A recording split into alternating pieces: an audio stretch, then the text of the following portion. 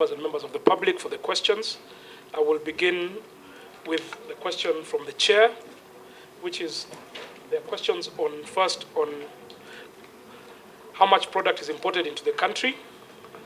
I wish to state in the financial year 2020-2021, we'll give the absolute numbers, Chair, as you've guided, and also of breakdown on a month by month from October 2020 to September 2021 on a month by month. We will provide that to the committee.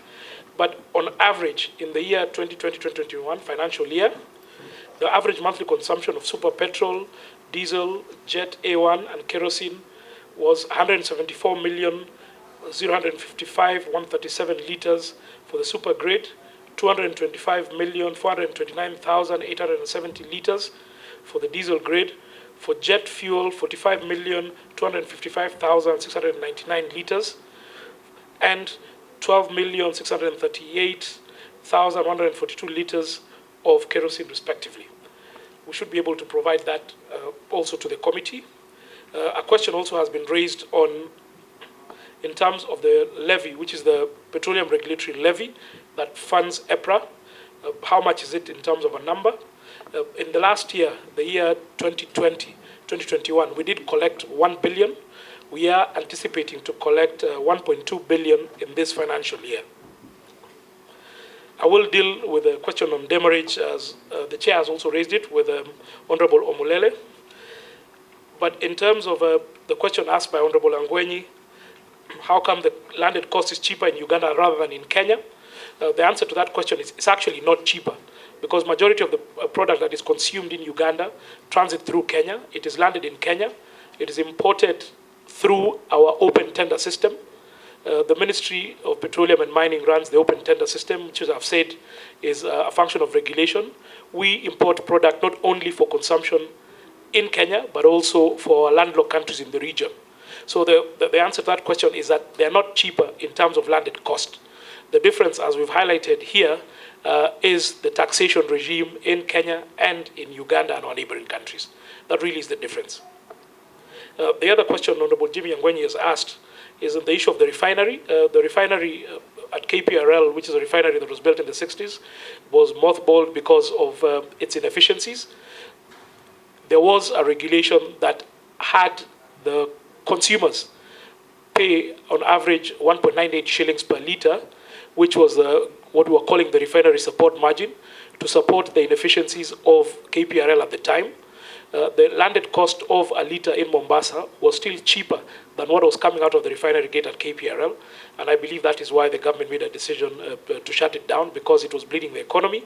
The question as to whether we are able to revive the refinery, that is a conversation that is currently ongoing, I believe, between the policymaker, the Kenya Petroleum Refineries Limited, and as well as the Kenya Pipeline Company, on conversations on what best to do with the refinery. And I think maybe the minister and the PS would be able to give or shed more light on that particular matter. As to whether it will be cheaper, I think this is a question also that in the market we need to look at. You have refineries that are of scale, and we need to look at the economies of scale.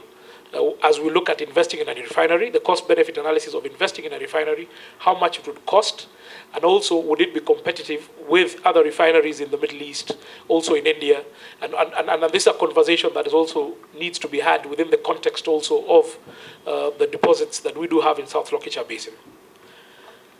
The question from Honorable Odipo, in terms of taxation being high, I just want to make one comment. As you've correctly put it, Mheshimiwa, tax is really a purview of, from a policy standpoint, of the National Treasury and ultimately of Parliament. But in terms of the taxes on petroleum products, I just want to highlight one thing, that the taxes have a compounding effect. You've correctly put it that the taxes are almost at par with the landed cost. But when the landed cost increase, the taxation also increases. It does have a compounding effect. So when you are in a low oil price environment, your taxes also are low. And this is what you saw last year, particularly between February, March, to the back end of the year when the prices started climbing again. But as the commodity, the base increases, then also the taxes increase commensurately. For kerosene, I know there's also a similar question that has been asked on kerosene, on anti-adulteration. I think, Daktari, you've raised the same question. on kerosene, and I think maybe I can deal with it.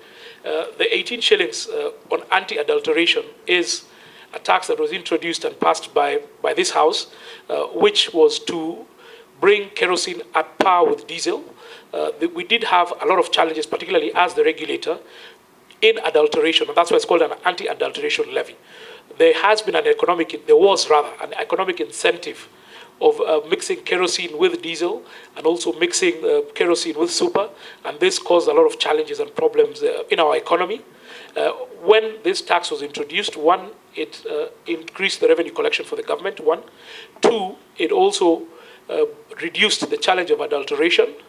And if you can look at the numbers which I just stated in terms of our month-by-month consumption of kerosene, what we noted, and this is what we picked up in the region from Tanzania, is a lot of the kerosene that was being imported into the country was not being used by the common mwananchi. It was actually being used for this illegal malpractice. So what happened when the tax was increased, you saw your numbers of consumption of diesel and super petrol increase, and you saw your numbers of consumption of kerosene decrease. That is the background on this anti-adulteration levy.